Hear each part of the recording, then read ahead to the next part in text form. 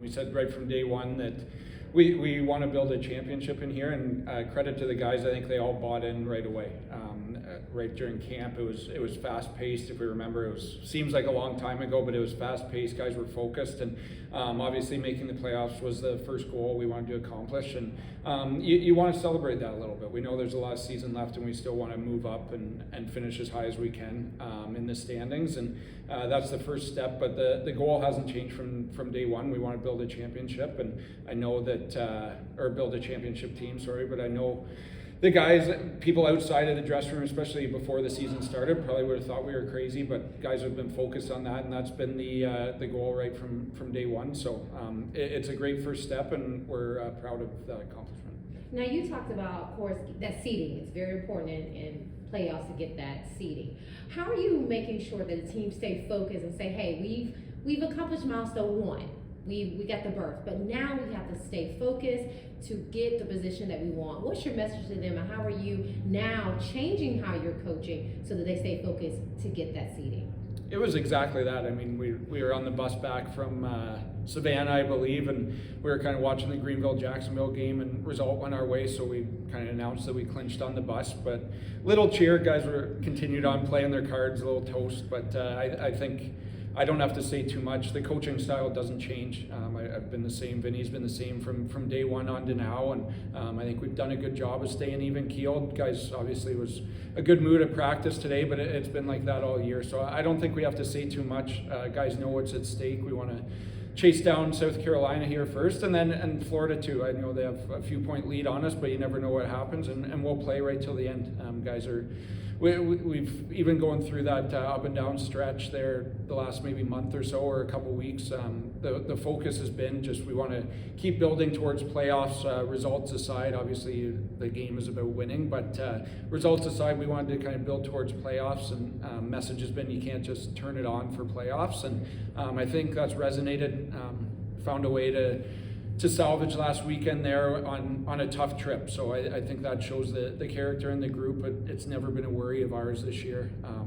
Great leadership that's just kind of bleeds through the room. And but yeah, don't have to say too much. We addressed that we clinched, but guys know that it's not the end goal where we want to be, and we have a lot of work to do, and had a great practice today.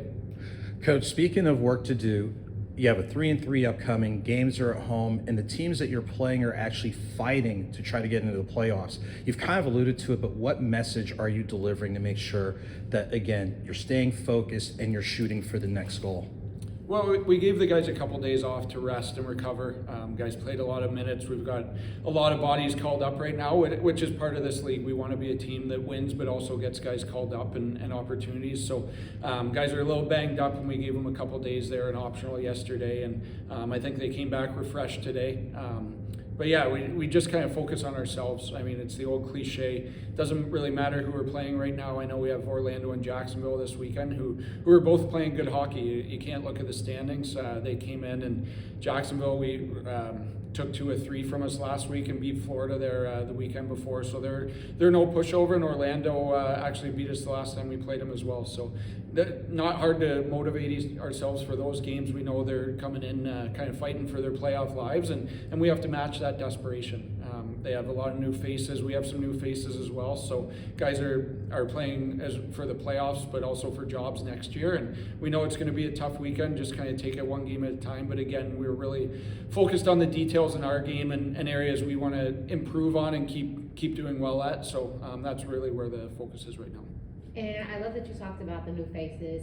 How is the team gelling together? Because again, we're at the home stretch, we're at the end of the season, and of course there's been changes throughout the season as well, but how are you keeping those new guys cohesive along with the team chemistry that's already been there throughout the season?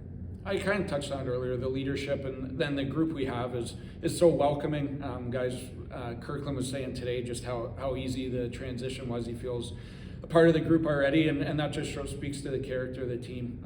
We said right from day one, recruiting wise, that was a big focus of ours. Was obviously you want to bring in good hockey players, but good people as well. We have a lot of guys who have worn letters in the past, and that was done on purpose. It wasn't an accident, and I think we're kind of reaping the rewards of that. Even with how we play, you can tell guys play for each other. We play hard. You talk to other teams, coaches around the league, and they all kind of say Atlanta's a tough team to play, and that's what we pride ourselves on. So I think just the character in the group, I don't, again, have to do too much with that, explain kind of the systems and all that stuff, but just let them go out and play hockey. They're in this position for a reason. So the room's been great, the leadership right around, very welcoming. And speaking of Kirkland, you signed him on earlier this week. What did you like about his game, and what can we expect from him coming here down the stretch? Well, he's been a captain at Bemidji. He's been a captain in the USHL when they won a championship. So that speaks to his pedigree and his character. But on ice, he skates, he moves his feet, he's engaged, he's physical. He's kind of a jackknife out there, can play up and down the lineup, and that's important for us down the stretch. But just the compete he plays at, I think he's going to help us a lot. Okay, and Coach, obviously this weekend is a sprinkle of a little bit of nostalgia with the Atlanta Knights theme game on Friday, the Thrashers theme game on Saturday. Do those add to a little bit of the energy, and especially with the fan engagement? I think the crowd should be both good, good crowds and lively, and we feed off that. Hopefully that continues into playoffs. I think the guys have earned that. You look at the home games where there's been good numbers and good crowds. The guys feed off that. The energy on the bench and in the building is great. So from that aspect, hopefully it's a full building. But yeah, I know it's a big weekend there for a lot of hockey fans in Atlanta, and we kind of want to be that next step and bring a championship to the city this year.